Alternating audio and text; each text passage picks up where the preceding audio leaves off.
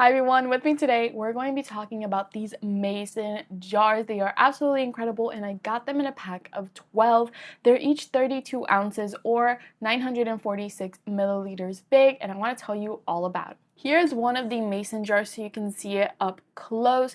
Down these sides, you have measurements both in milliliters and on the other side, cups and ounces. This thing is incredible and it is also super beautiful. The design is absolutely gorgeous, and as you can see, it has a wide mouth here at the top, so you can really fit anything you would like.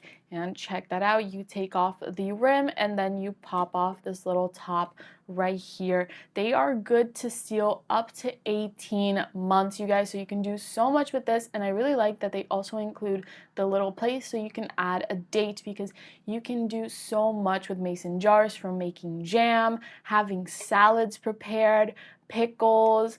You can make honey pears.